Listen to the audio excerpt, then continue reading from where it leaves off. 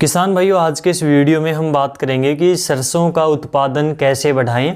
कौन सी वो बातें हैं जिनको ध्यान में रखकर हम अपनी फसल की पैदावार को बढ़ा सकते हैं, क्योंकि बहुत से पॉइंट ऐसे हैं जिनको किसान जानता तो है लेकिन उनको अप्लाई नहीं करता, उनको नज़रअंदाज कर देता है और पैदावार में कमी आ जाती है।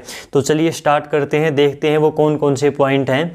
पहली बात तो ये है कि पहली सिंचाई हम जितना उसके लेट करने की कोशिश करें तो ही ज़्यादा बेटर है, क्योंकि इससे एक तो जड़ का विकास सही हो जाता है, जिससे तने का विकास होता है और तना यदि मजबूत होगा तो उसमें से अधिक शाखाएं निकलेंगी, अधिक से अधिक उसमें से ब्रांचेज निकलेंगी और पौधा ज़्यादा फैलाव लेगा। और यदि मैं टाइमिंग की बात करूं तो पिछली वीडियो में हमने बात करी थी, मौसम को ध्यान में रखते हुए बिजाई से लेकर 30 से लेकर 40-45 दिन की अवस्था तक आप पहली सिंचाई, पहला पानी है वो दे सकते हैं। यदि बीज की मात्रा आपने स्टार्टिंग में ज़्यादा डाली थी तो आपकी फसल अभी आपकी जो खेत में पौधे हैं वो सघन हैं, यानी कि ज़्यादा पास हैं। तो जब आप खरपतवार निकालते हैं तो कसौले से, कस्सी से आप पौधों की छटाई कर दें, कुछ पौधों को निकाल दें ताकि उनमें ज़्यादा गैप हो जाए और पौधे को फैलाव की ज़्यादा जगह मिल सके। तो इस बात का आप ध्यान रखें। इसके बाद में खाद के ऊपर यदि बात करें तो किसान क्या करता है, यूरिया के ऊपर ज़्यादा फोकस करता है, यूरिया डालता है बार बार, लेकिन किसी भी प्लांट को, किसी भी पौधे को NPK यानी कि नाइट्रोजन, फास्फोरस और पोटास की ज़्यादा से ज़्यादा आवश्यकता होती है। ये प्राथमिक पोषक तत्व होते हैं। किसी भी पौधे को कम से कम ये 3 पोषक तत्व तो चाहिए ही चाहिए होते हैं। नाइट्रोजन यानी कि हम यूरिया डालते हैं, फास्फोरस की यदि बात करूं तो DAP और SSP के द्वारा हम पूर्ति करते हैं, पोटास जिसको MOP यानी कि म्यूरेट ऑफ पोटास के नाम से जानते हैं। और इनके साथ साथ पौधे को कुछ सूक्ष्म पोषक तत्वों की आवश्यकता होती है, जैसे कि सरसों की यदि मैं बात करूं तो इसमें जिंक और सल्फर जो सूक्ष्म पोषक तत्व हैं इनकी काफ़ी ज़्यादा आवश्यकता होती है।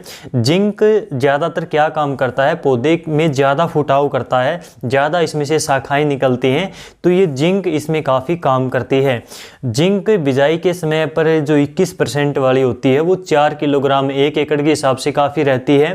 33% वाली यदि आपको मिलती है तो वो 3 किलोग्राम के आसपास आप डाल सकते हैं। और यदि आपने बिजाई के टाइम पर नहीं डाली तो पहले पानी के साथ में आप यूरिया के साथ मिलाकर भी इसका छिड़काव कर सकते हैं। और यदि आप इसका स्प्रे करें तो ज़्यादा बेटर यही होगा कि आप इसको स्प्रे के द्वारा देते हैं तो बहुत ही अच्छा रिजल्ट इसका मिलता है। 12% वाली जो चिलेटेड जिंक आती है वो 100 ग्राम लें और इसके साथ में 2 किलोग्राम यूरिया लेकर 100 लीटर पानी की मात्रा के साथ में 1 एकड़ में इसका छिड़काव करें, इसका स्प्रे करें तो काफ़ी अच्छा रिजल्ट मिलता है। यदि फसल की बढ़वार कम है तो इससे काफ़ी अच्छी ग्रोथ के ऊपर आपकी फसल आ जाती है, पीलापन इससे दूर होता है, बढ़वार ज़्यादा होती है। यदि सल्फर की हम बात करें तो इससे एक तो तेल वर्गीय फसलों में तेल की मात्रा बढ़ती है और दाने का वजन बढ़ता है, जिससे पैदावार ज़्यादा होती है। और इसकी मात्रा की बात करें तो बिजाई के टाइम पर 3 किलोग्राम जो 90% वाली सल्फर बेंटोनाइट होती है उसको आप डाल सकते हैं 1 एकड़ में। दूसरा, आप इसको पहले पानी के साथ में भी डाल सकते हैं। और यदि आप इसका स्प्रे करना चाहें तो जो 80% वाली WDG या फिर WP फॉर्मुलेशन में जो आपकी सल्फर आती है उसको आप स्प्रे के रूप में भी उपयोग कर सकते हैं।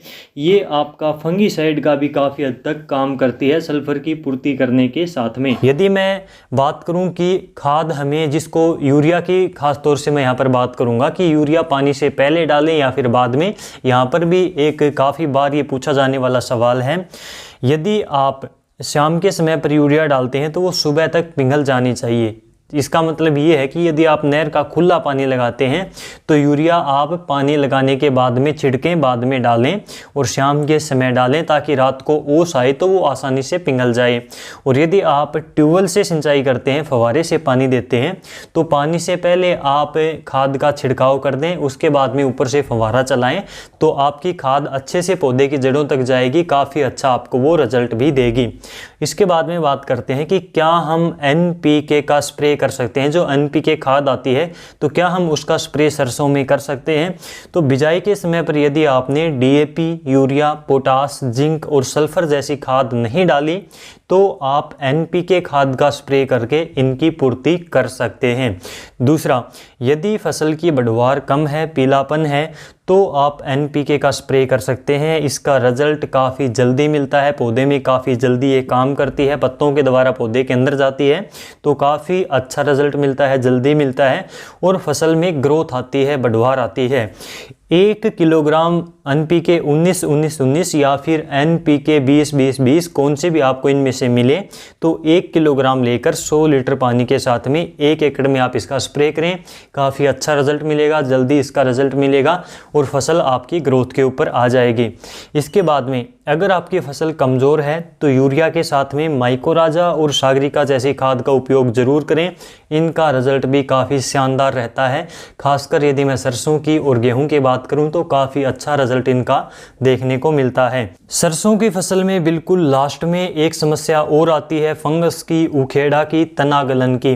तो तनागलन और फंगस की समस्या से बचने के लिए जब हमारी फसल, हमारी सरसों फ्लावरिंग स्टेज पर आती है, फूल आने शुरू होते हैं, आधे से ज़्यादा फूल आ चुके होते हैं, उस समय के ऊपर आप इसमें एक फंगीसाइड का स्प्रे करें जिसको कार्बेंडाजिम और मैनकोजेब, ये 2 फंगीसाइड आते हैं। ये अलग अलग भी आते हैं और इन दोनों का कॉम्बिनेशन भी आता है, यानी कि एक ही प्रोडक्ट में कार्बेंडाजिम और मैनकोजेब ये दोनों एक साथ में आते हैं। जैसे कि UPL का साफ के नाम से आता है, अलग अलग कंपनियों का आपको अलग अलग नाम से ये प्रोडक्ट मिल जाएगा जिसमें ये दोनों टेक्निकल आते हैं। तो इसका स्प्रे करें, 400 ग्राम आप 1 एकड़ में डालें, कम से कम 150 लीटर पानी की मात्रा के साथ में इनको मिलाकर 1 एकड़ में इसका छिड़काव करें, इसका स्प्रे करें। तो सरसों की फसल में तनागलन और फंगस की समस्या से काफ़ी हद तक छुटकारा पाया जा सकता है। तो इस प्रकार से ओवरऑल इन चीज़ों का यदि आप ध्यान रखते हैं तो आपको आपकी फसल में एक अलग ही परिवर्तन नज़र आएगा, अच्छी ग्रोथ नज़र आएगी, बढ़वार नज़र आएगी और लास्ट में आपकी सरसों का उत्पादन भी निश्चित तौर से ज़्यादा बैठेगा, निश्चित रूप से अधिक आपको पैदावार मिलेगी। तो इन चीज़ों का आप थोड़ा बहुत यदि ध्यान रखते हैं तो आप ज़्यादा पैदावार ले सकते हैं। दोस्तों आज की ये वीडियो दूसरे किसानों तक शेयर करें। इसी प्रकार की खेतीबाड़ी की जानकारी के लिए आप डियर किसान को सब्सक्राइब कर सकते हैं।